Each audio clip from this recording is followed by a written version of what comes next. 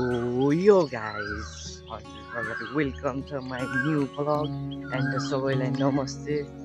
म चाहिँ आज बिहानै 6 बजे कलेज जाँदैछु। मतलब ट्युसन भन्नु न लक्ष्य यार म यस्तै छ जिन्दगी जानु पर्यो।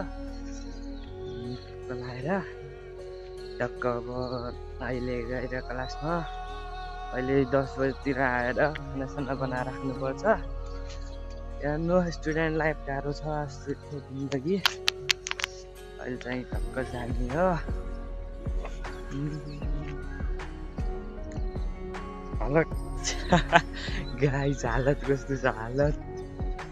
साला हुलिया देख के क्या समझे हमको, क्या समझे क्या? अपन भी किंग था यार एक जमाने का यार। यार बहुत हिंदी नहीं बोलना आता है बट थोड़ा थोड़ा आता है ना गाइज। म चाहिँ बिहान अहिले चिया बनाएर खाना मात्र आएको।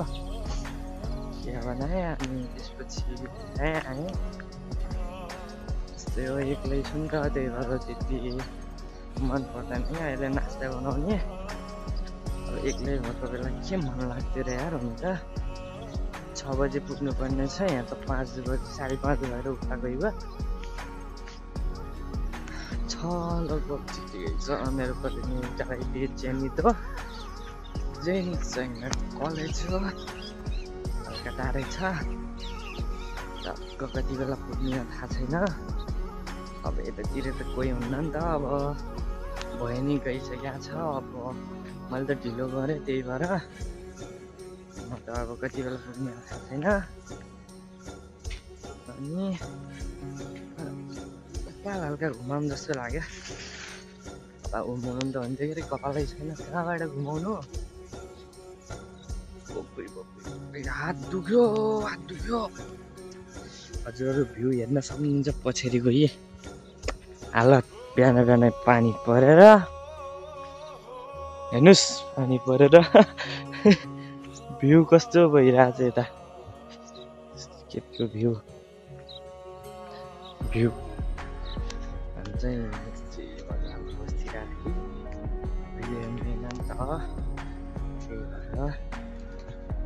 भ्यू हेर्दै बस्छ मस्त तरिकाले। के बोलिरह भाइ, त्यही होइन भन्दै जिन्दगी गइरहेछ। अब मलाई लाग्छ होला सायद जान पाइँदैन, लेकिन त्यहाँ ऱ्याप गर्न देखाएको छैन मेरो माइन्ड। म चाहिँ साल पार्टी गाइस चाहिँ पहिले म तिर जाँदा चाहिँ पानी थिएन, अहिले चाहिँ पानी आएछ कतादेखि। साला जाने बाटो नै ढिलो छ होइन गाइस। त्यसै जिन्दगी मरि लानु के छ र जिन्दगीमा। यहाँ कुद्छ त हौ। अब कहाँ के गर्ने छिट्छ नि त, दुख्ने भयो।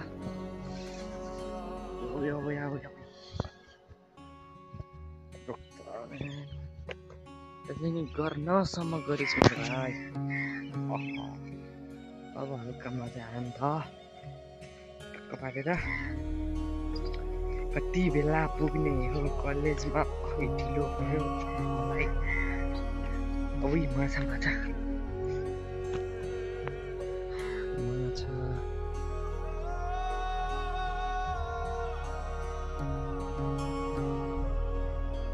कहाँ गए माछा त जल्के कि जल्केन थाहा छैन गाइस। अहिले ढिलो भयो भने मलाई सरले जल्काउँछन् नै हुने गरी। त्यही भएर म चाहिँ हल्का छिटो जानुपर्छ। उस्तै ढिलो भइरहेछ पहिल्यै। हल्का छिटो जान्छु, एकछिन पछि देखाउँछु ल। मेन रोड साइडमा मस्त तरिकाले देखाउँछु ल है गाइस। म चाहिँ मेन रोडमा तरिकाले देखाउने छु अहिले। ओ गाइस म चाहिँ फाइनली पुगिसकेँ मेन रोडमा। गाइसहरू म चाहिँ मेन रोडमा पुगिसकेँ।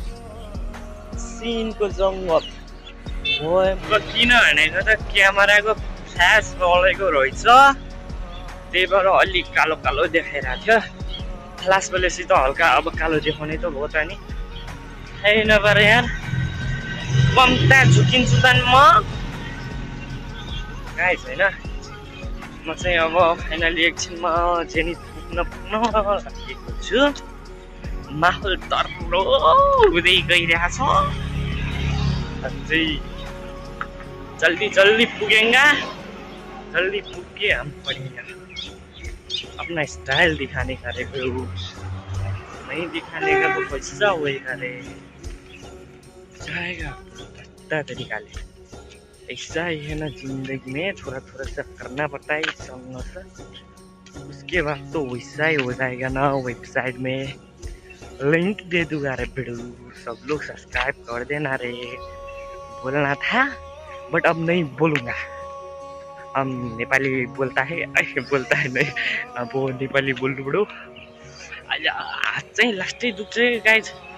अनि यस्तरी मोबाइलमाथि ठरै ठरै हिँड्दाखेरि त अब गाह्रो हुन्छ नि त, त्यही भएर पनि जिन्दगी झन्डु चलिरहेछ। जिन्दगी झन्डै हसिना हसिना हो कि हसिनाहरू प्रभु। गाडी आएर कहीँबाट नठोकिदियोस् यति हो। मलाई धेरै बाँच्नु छ, धेरै बाँच्नु छ, कहीँ ठोकेर मार्दैछ बर्बाद हुन्छ। त्यही भएर भनिरहेको मलाई बाँच्नु छ धेरै भगवान, ठोकेर मार्दैछ बर्बाद हुन्छ हौ। आया यो 1 प्लस यो 1 माइनस आएर पनि गरी है यो 8 प्लस चाहिँ नाम त के हो है यो 1 को 1 यो प्लस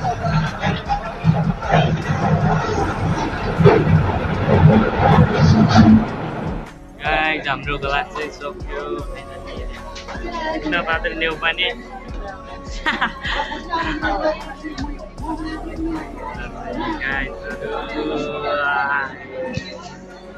म चाहिँ लास्टमा बसिरहेको थिएँ, भाग्यले लास्टमै बनाइदियो आज होइन। जाउँ जाउँ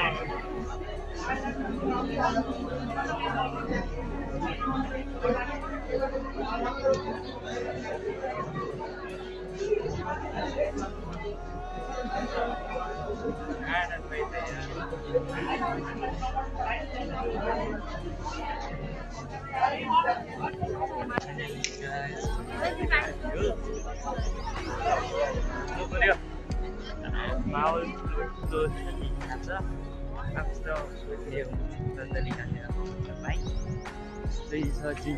फाइनली गाइस क्लासबाट बाहिर छुट्टियो। अब रुमतिर जानु पर्यो, अरू केही काम छैन, बस्ने खाने पर्ने।